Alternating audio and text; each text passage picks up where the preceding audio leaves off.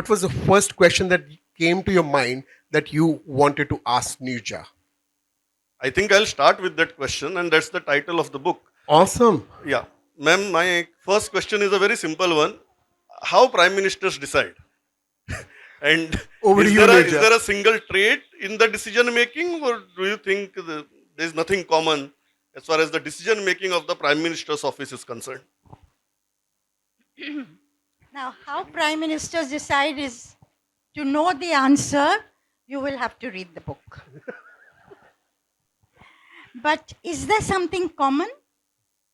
I would say yes. It came as a bit of a shock to me, even though I'd been covering politics now for a very long time. By the time I did the book, 40 years and more.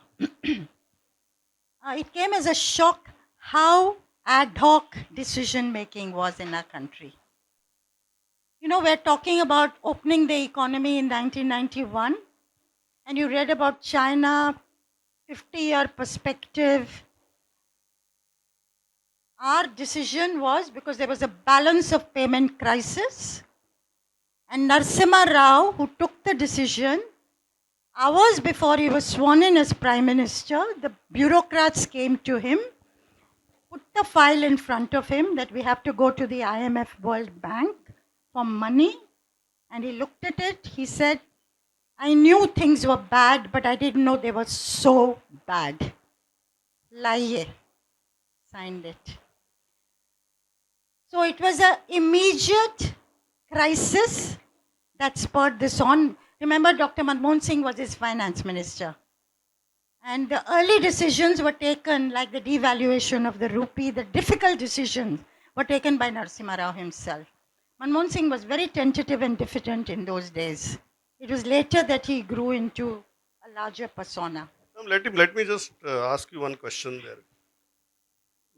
Narasimha Rao in a minority government. Do you think if he had the absolute majority and the comfort of a majority, would the decision making been same?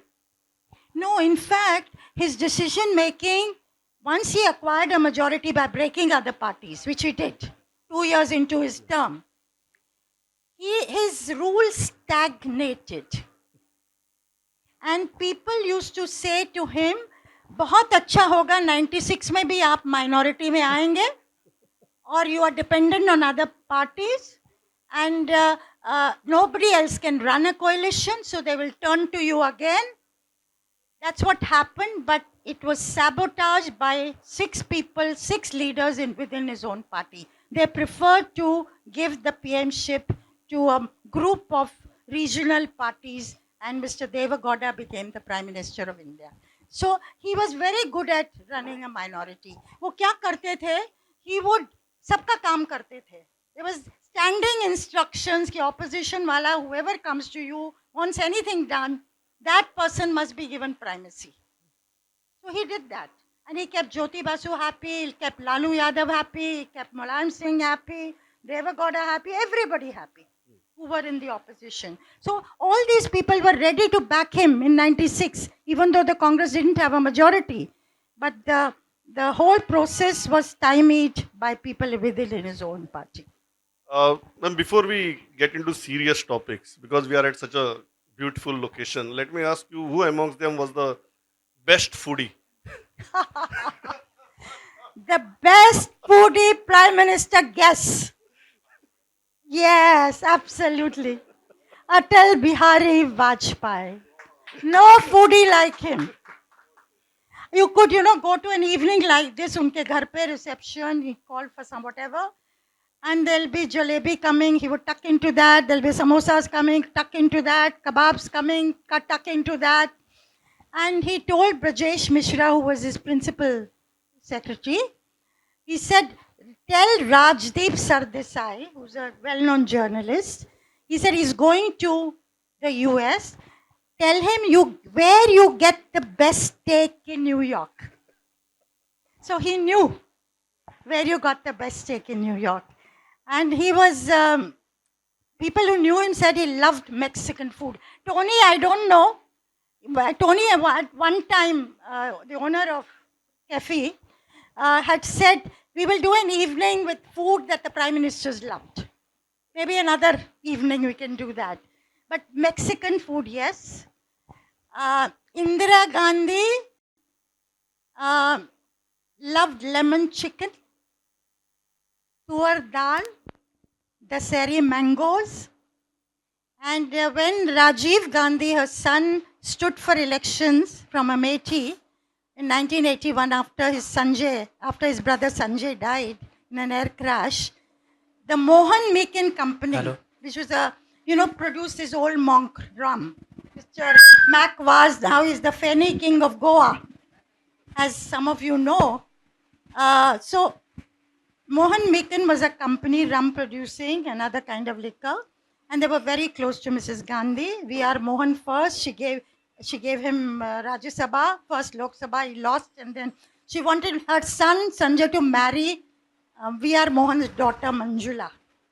But Manjula was interested in somebody else, but that apart. But so Mohan Meakin Company had deputed one of its young managers to take care of Indira Gandhi's food while she was campaigning in Amethi for Rajiv Gandhi. मतलब वो they used to make sure the food she liked would reach wherever she was at the guest house. So I heard from them lemon chicken, tuar dal, daseri mango, ये सब जाता था. VP Singh, or before that, I will come to Rajiv Gandhi, just taking the chronology.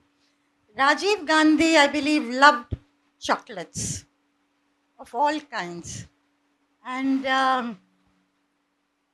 the day he was assassinated, he had traveled from Orissa to Vizag to Chennai and then Sri Perumbudur.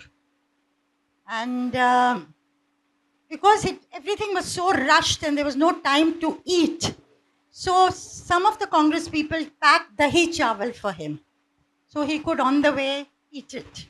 But that too he never got a chance to eat. So when that bomb blew him to bits in Sri Perumbudur that 10 o'clock that night, and post-mortem was done afterwards, there was nothing in his stomach. So he not even had that moment to eat the dahi chawal. But obviously the dahi chawal was something that he relied on. Now that you've taken us to Indira Gandhi, let me go in chronology now. And let me talk about Indira Gandhi and the sun problem. And I think Congress even But today let is me just facing the complete sun in problem. one line also. Yeah. The other prime ministers, Vajpayee ka ho gaya. Narasimha Rao's South Indian food. He relied on it. When you went to his house to see him, you would get upma and vada. Then there was VP Singh. VP Singh was undergoing dialysis after he demitted office, and he used to like sweet and sour chicken. So before dialysis, a day before dialysis, it seemed to help him. And Manmohan Singh was very interesting. You wouldn't associate this with him. Chole bhature. We definitely associate that with him. Chole bhature and kulfi was Manmohan Singh's favorite. Anyway, sorry, I didn't So interrupt. I get if I ever want to stand for elections, at least I got this part sorted out. So I like chole bhature, I like jalebi. Just kidding. Vajpayee ji ki table pe breakfast, I was told at that time, people who, he'd call people for breakfast, MPs and others. It would be a big table. There'd be idli, dosa, uttapam, then there will be toast, anda, there will be jalebi, kheer. A table was huge for breakfast. And it tucked into everything. Yeah, so, ma'am, going back to that Congress and the sun problem. Indira Gandhi faced it. Congress is still facing the sun problem. What is it with Congress and its sons? And why is it always a problem? Sun problem. Sun, S-O-N. Indira Gandhi faced it. So Congress is still facing it now. How Indira Gandhi tackled it and whether Congress is tackling it appropriately right now. I would like you to answer on both the counts. Indira Gandhi, the sun problem really started with Indira Gandhi. And she had groomed Sanjay Gandhi to be her successor. He died very tragically in 1980, months after she came back to power so handsomely, 353 seats, unprecedented. And then she wanted to crown Rajiv Gandhi, and he became general secretary, and she groomed him. And as it happened, when she was assassinated, Arun Nehru, his third cousin, maneuvered the situation in such a way that he was sworn in at 7 p.m. that night on 31st October 1984. So it is she who, people say Nehru also, Shastri used to believe this, that Nehru also had Indira Gandhi in mind. When she became the Congress president in the late 50s, he was not very happy. But at least he showed he was not very happy. But he did not want to come across as being, pro his daughter. But she was, and she convinced him to dismiss the Kerala government, take other steps. So he was influenced by her, and she used to say that. She used to say a very interesting thing to people who were, would come and, who thought they could take her for a ride. Once she told Banarsi Das from UP, who was to give a message to Chandrabhan Gupta, who was the chief minister at that time, belonging to the old guard. She looked up at him and said, "मेरा बाप संत था, मैं नहीं हूँ. मेरा बाप संत था, मैं नहीं हूँ. My father was a saint, I am not. So beware how you deal with me." But the son thing was encouraged by her. And then after that, you are saying today, yes, today Rahul Gandhi is LOP, and he is accepted today by the party as the leader, even though Mr. Kharge is the Congress president. And but somewhere he's very well-meaning, he's sincere, works hard, courageous, takes on the government. But as opposed to Narendra Modi, he has not clicked as an alternative. But despite losing election after election, they are not considering, okay, you've lost so many elections, should we not look at somebody else? Even Priyanka Gandhi. Some people think she's doing well in parliament, shaping well. Or somebody else. That is not an option they are ready to exercise. Just to let people know, at any point in time, if you feel that you have an urge to question, just raise your hand. I'll come across and we'll figure out a way to get the questions, intervened. If I may, just extending on that, each prime minister had their own ideologies. Okay, one is ideology which is put on a piece of paper, what they say that, Akhanda Bharat or whatever. But then there is a core ideology as a human being, what they believe in. Like Indira Gandhi, she was like, she could be more man than a man being a woman. Manmohan Singh, he never believed that poverty should be the constraint for somebody to think big. Modi probably has his own personal ideology of like, he doesn't like to be armed twisted or whatever. Question is, how much impact these personal ideologies have on how the decisions from the Prime Minister's chair get taken? Are they completely dependent on individual ideology, or is there an element which runs regardless of whatever the ideology that office bearer is conducting? I would say in answer to that question, barring Nehru, who I did not study, but barring Nehru, where ideology still mattered, most prime ministers who followed, power has been their ideology. How to wrest power, how to retain power if one is honest. That's why I said at the beginning, decision making is ad hoc. It is, how do I keep in power? Now that is very necessary. If you don't have power, there's no story to tell. That is necessary. Till we come to Narendra Modi, there's a paradigm shift there. And I think ideology and the RSS and what it stands for, they have a civilizational project of 1,000-year long, which they are thinking of, Hindu Rashtra. And so the decisions are keeping that in mind also, the ideological viewpoint. What happens is that power then dictates to you, you want a Hindu Rashtra, but you also think, because you need power, So let's divide. Let's consolidate the Hindus as opposed to the Muslims. Therefore, you create a divide, which yields you very rich electoral dividends. But what it does to our social fabric is a question mark. And on that question, I'll come to the next very interesting prime minister. And you write in your book about Rajiv Gandhi, and I think he's in our recent political history, Rajiv Gandhi is the 400 par prime minister. And you write in your book that in spite of that kind of a mandate, he did not understand the caste and religious sensibilities of India. And then we have Narendra Modi, who has never gone 400 par, but you believe that he understands India better than the most. So, how do you analyze this phenomenon? Okay, if you want comparison between the two, Rajiv Gandhi, 40 years old, youngest prime minister when he came, 1984. Morning, he's doing a pre-campaigning meeting in Bengal. At 9 o'clock, at 7 o'clock, he's the prime minister of India. Truly accidental prime minister, even though he was being groomed. He came he brought hope. I remember the first 15th August speech of his. There was hope, he was looking ahead, solving problems. Punjab Accord, he went in for Assam Accord, Mizoram Accord, reducing the age voting to 18 from 21, anti-defection law, technology missions. And he understood, the beginnings of the communication revolution that we are now in the midst of. Now, of course, with AI also there.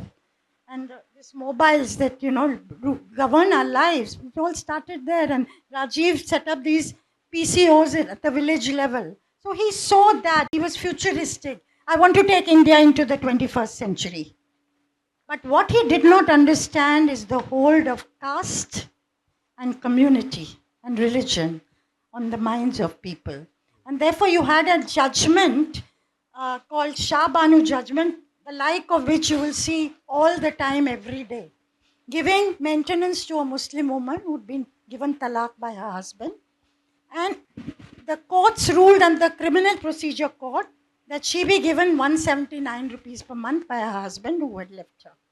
And there was a mahabawal, massive hitting of the streets by the Muslim community. For two reasons. They felt it was an interference in their personal law. And secondly, the court had made observations about Uniform Civil Code. So Rajiv, who was for the judgment, initially got cold feet, pulled back.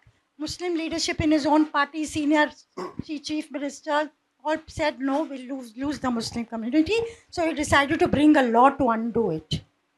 Then he was told by his cousin Arun Nehru, आप ताले खोल दीजिए बाबरी मस्जिद के, वहाँ हिंदू दर्शन करेगा रामलल्ला का. Idol had been placed there in 1949 and it was shut there. A lock had been put.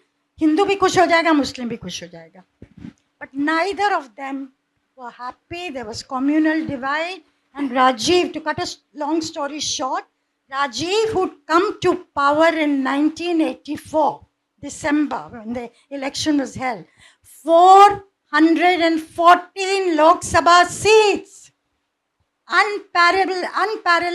Even Jawaharlal Nehru didn't. And Modi, of course, talked about 400 par. Came down to 197. And Vishwanath Pratap Singh replaced him as the Prime Minister of India. So, religion ka hold kya hai, caste ka kya hold hai, how to handle it. He was also politically naive. He was inexperienced, so that is, but come to Narendra Modi, does he understand the pulse of the people? He certainly communicates well with the people. वो है नब्ज उनकी समझते हैं. Otherwise, he would not be in his third term. But it's going, things are difficult. The economy now is going to take a difficult turn. Oil prices, Gulf War not coming to an end, is all going to have a bearing on our lives. And things are going to become difficult. So there are new challenges. So people are waiting to see how this government handles it all. And let's go to VP Singh. And you write in your book that usually we believe that Mandir was a response to Mandal.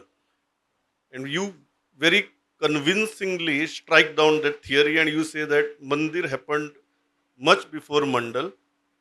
The timings coincided. Can you explain it to the audience here? The BJP was committed to Mandir in 1989 itself. उनका resolution था, that apart. The Rath Yatra, which changed everything, was decided in June 1990. Mandal happened in August 1990. And Govindacharya, who was a BJP insider, had said, हमने decision ले लिया था जून में ही that we will do a yatra. It will happen from four corners. The RSS had given its go-ahead. And it was to be done by Vajpayee, Rajmata Vijayaraje Scindia, Sikandar Bakht and L.K. Advani. All the other three said no, only Advani says, I will do it. So then it became a Rath Yatra to Ayodhya of Lal Kishan Advani, which was stopped by Lalu Yadav in Bihar. And the rest, of course, is history, you know. VP Singh used to say, I had given myself 2 years. Mujhe BJP was supporting him from outside, left was supporting him from outside, regional parties were supporting his government from within. He said, I'd given myself 2 years because both BJP and we were contenders for the same post. But everything got fast forwarded, and because there was pressure from within his own party, Devi Lal, Chandrasekhar gunning for him, he had to bring in Mandal. Initially, VP Singh was not convinced about Mandal. But I won't go into details, but he brought in Mandal, that is reservation, 27% reservation for the OBCs in government jobs, which changed India forever. Whatever be the reasons why he did it, to save his government, beleaguered government, which anyway went few months down the line. But it changed India forever because power has devolved to these communities. It's an irreversible process. Today they're talking about a caste census. Rahul Gandhi is talking about it. His father opposed it in parliament. Mandal. He spoke for 2.5 hours in parliament opposing it. Rahul Gandhi is talking about it. The government, BJP government has agreed to it. Caste census is equal to the empowerment of OBCs in political terms. So with the OBCization of Indian politics, power is going to communities which have been on the peripheries. It's devolving.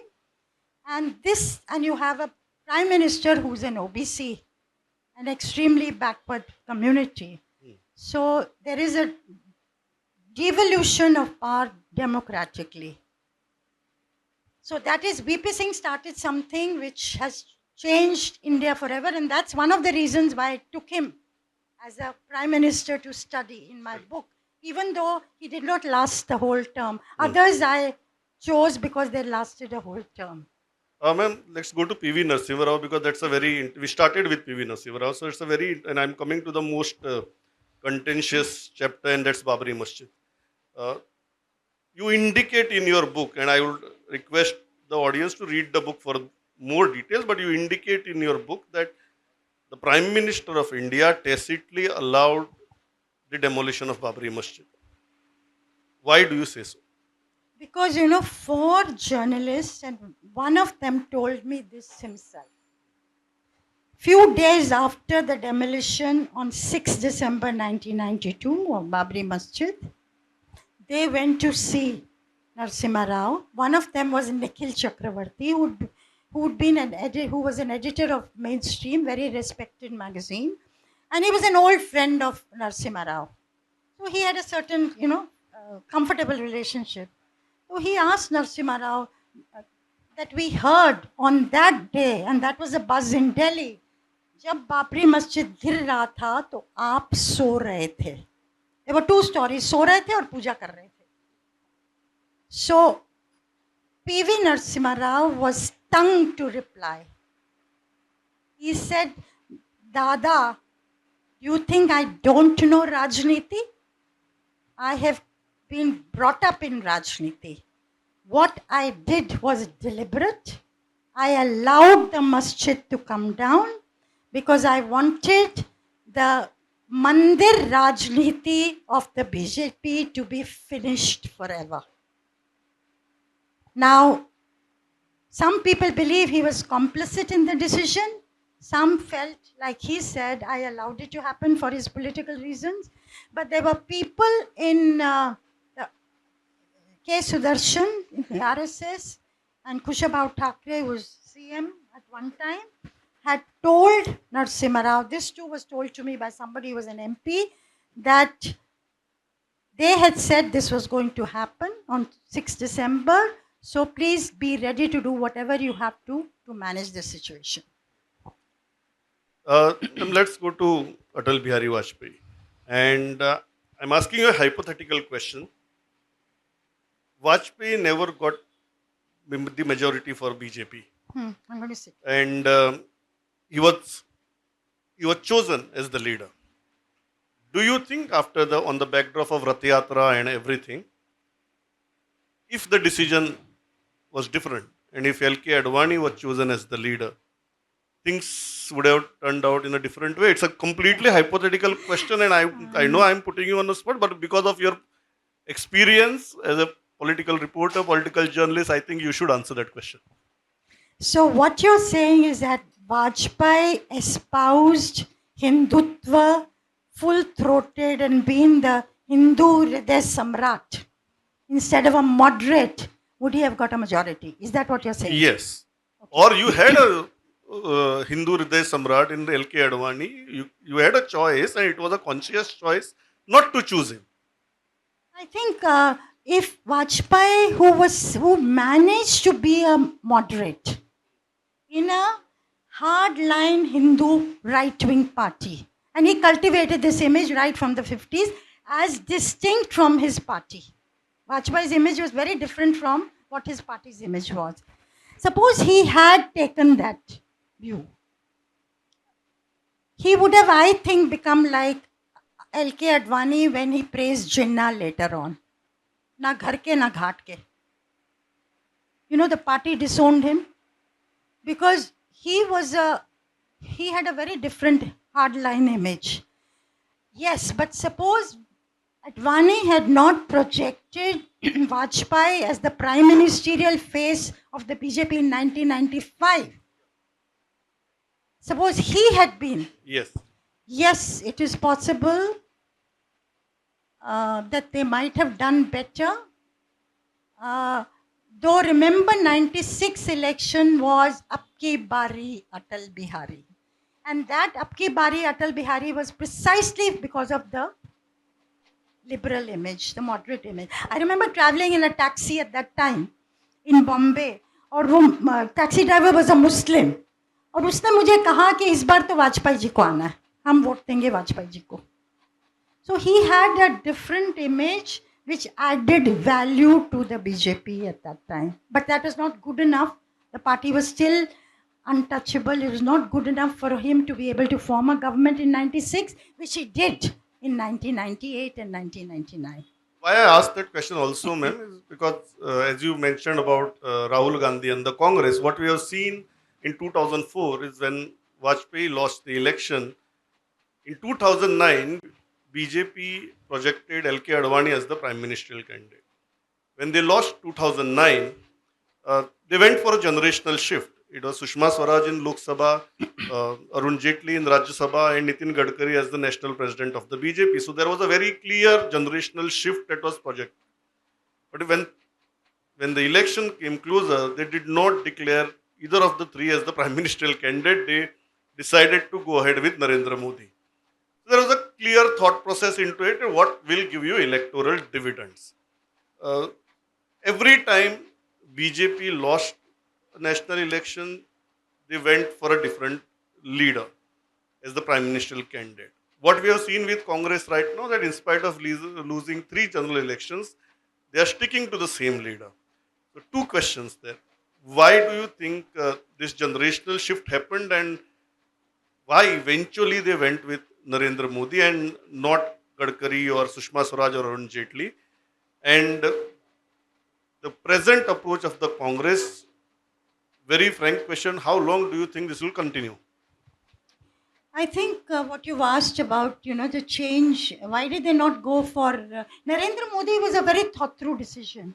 And the RSS, many people are here who will know more, but the RSS deliberated on this. Mohan Bhagwat was key to this, and others also, and they chose Narendra Modi. He had a stint um, in Gujarat, 3 times chief minister, and I must tell you that this is aankho dekhi, so I'm saying that the day he won the election as in 2012, CM बनने के उस पे थे, and we went to the party office in Ahmedabad. ढोल नगाड़े बज रहे हैं, मिठाइयाँ बट रही हैं, people, so many workers, so enthusiastic, people coming in, and Narendra Modi didn't go there to celebrate.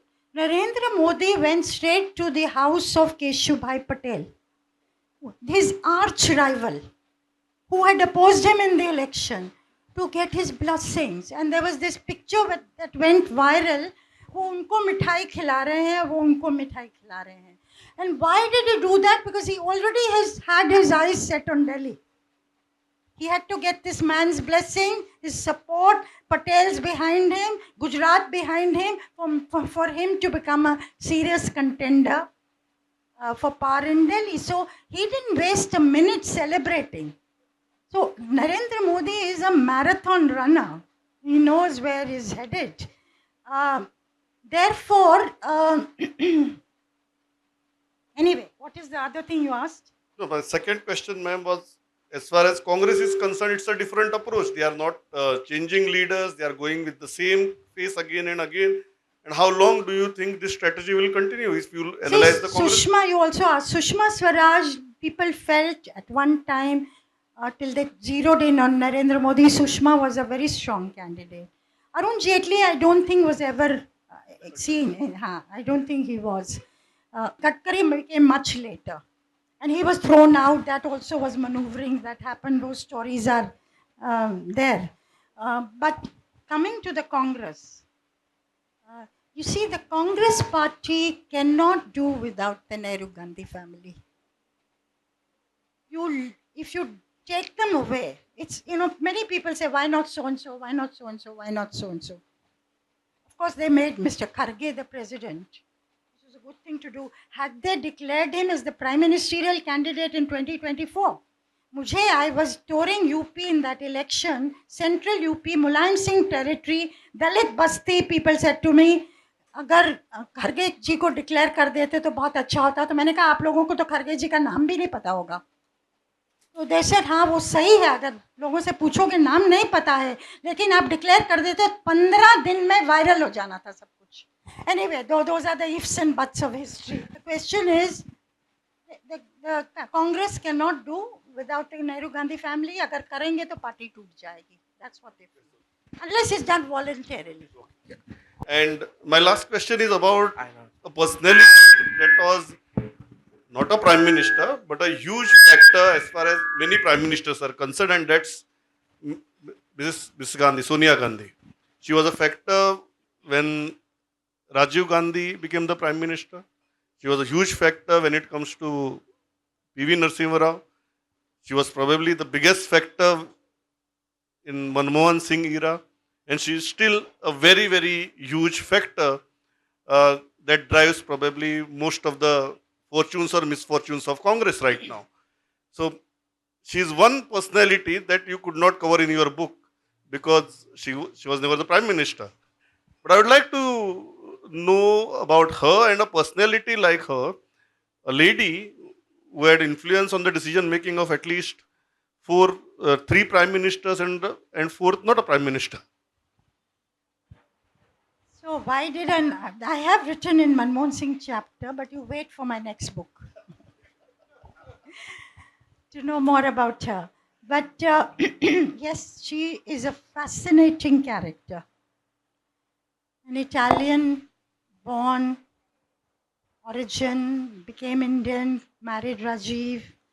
And then after Rajiv's death, she didn't want him to come into politics when Indira Gandhi died.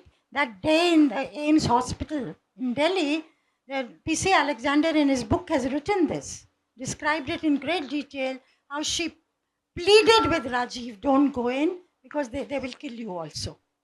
It is something Rajiv said I have to do to help my mother. So, and then of course she was a factor in Rajiv's premiership.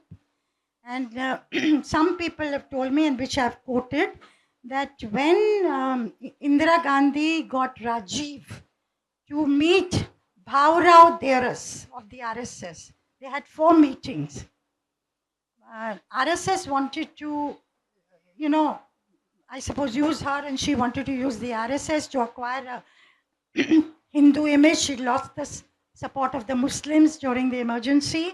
So anyway, in 1980, she told people in private, never public, that had it not been for the support of the RSS, tacit support of the RSS, she would not have got 353 seats. But she told Fotedar, who told me, who was an aide of Indira Gandhi, that do not tell your friend Rajiv not to talk about all this at the dining table. And others also, do not. So Sonia was against all this. Anyway, she obviously played a role in Rajiv's premiership. She certainly played a role in Narasimha Rao, who initially used to brief her every month, go to her rather than she coming to him. He gave her that kind of importance. And she's the one who zeroed in on him. It is her last vote, so to speak, why he became prime minister. Otherwise, Sharad Pawar had also thrown his hat in the ring. Then they grew apart. And then, of course, Manmohan Singh, we know, she almost became prime minister. The Congress Parliamentary Party had elected her. The UPA had elected her. The president had called her. The president had got the letter ready to invite her to form the government. And she said, no, it will be Manmohan Singh. And the reason was Rahul Gandhi said to her that, again, all this is in the book, that they killed my grandmother, they killed my father. In 6 months, they will kill you if you become prime minister. And I will do something drastic to myself if you do it. So she backed out. And of course, she herself says that I had decided a long time ago that if such a moment came, I will not become and I'll make Manmohan Singh. But this was told to me by Natwar Singh, who happened to be at that meeting where things were decided. So anyway, she's been very powerful. And today also, she's probably the tallest leader in the Congress party. If there's any dispute, disagreement, they turn to her. Or if something has to be sorted out with the allies, a difficult ally, they still turn to her. Even though she's pulled back, I don't think she's playing a very active role, but she's still around, yeah. There. One small question. Next book. That, Pramod, is a secret. Still a secret. I will come and talk to you about it. Thanks a lot. I'm working on it, yes.